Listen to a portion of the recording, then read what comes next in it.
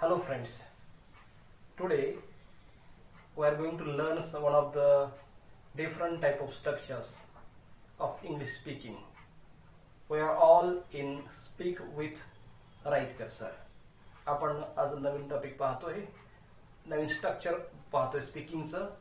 ते स्ट्रक्चर असं आहे, इट्स टाइम टू म्हणजे काय, वेळ झाली आहे. इट्स टाइम टू म्हणजे वेळ झाली आहे. इट्स हे काय ॲब्रिव्हिएशन फॉर्म आहे, संक्षिप्त रूप आहे.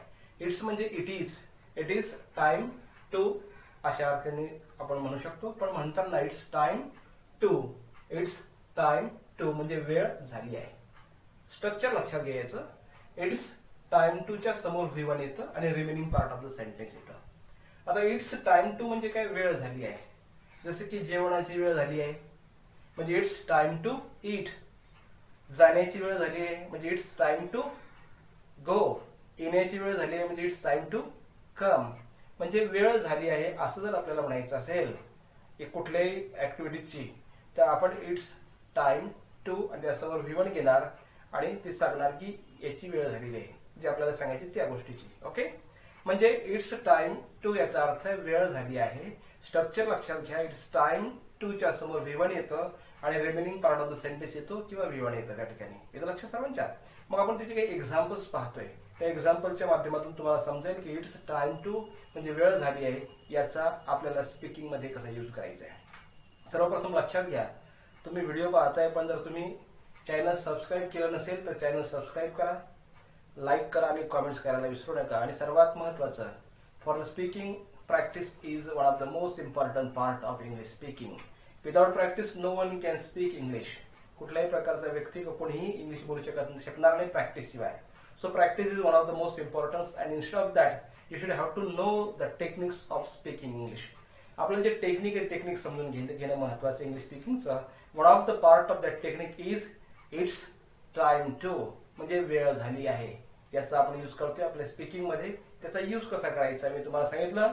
It's time to play, it's time to speak, it's time to go म्हणजे आता खेळण्याची वेळ झाली आहे, बोलण्याची वेळ झाली आहे, जाण्याची वेळ झाली आहे, येण्याची वेळ झाली आहे, भोजनाची वेळ झाली आहे, झोपण्याची वेळ झाली आहे. हे सर्व जर तुम्हाला म्हणायचं असेल तर इट्स टाइम टू म्हणायचं आणि त्याच्या समोर वर्ब घ्यायचं. जसं ऐकण्यासाठी लिसन, इट्स टाइम टू लिसन, ऐकण्याची वेळ झाली. बोलण्याची म्हणजे स्पीक, चालण्याची म्हणजे वॉक.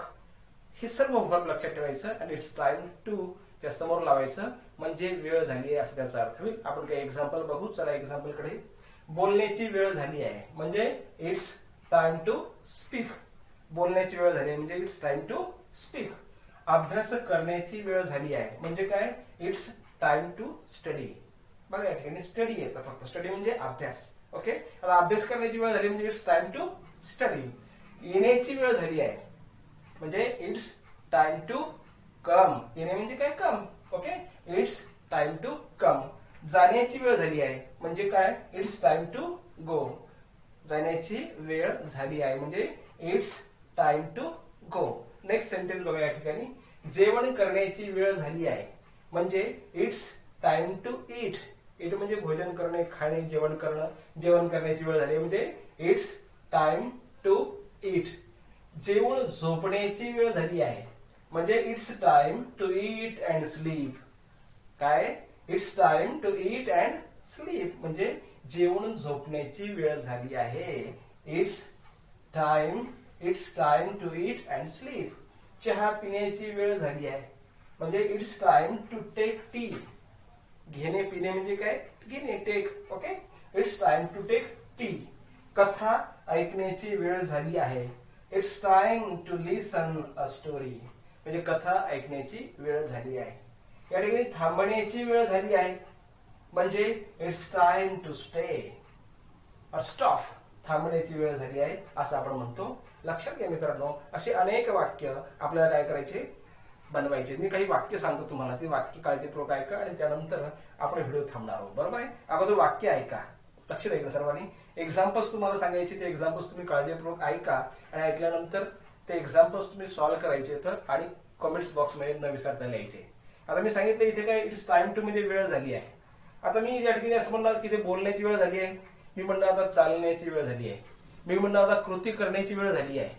आपण म्हणू आता की चिंतन करण्याची वेळ झालेली आहे, शाळेत जाण्याची वेळ झालेली आहे, असे जे वाक्य आहेत ते वाक्य सर्वांनी बनवायचे आणि कमेंट्स बॉक्समध्ये लिहायचे. सर्वात महत्त्वाचं लक्षात घ्या, लाईक करायला आणि कॉमेंट्स करायला विसरू नका. सर्वांना इंग्लिश स्पीकिंगसाठी ऑल द बेस्ट.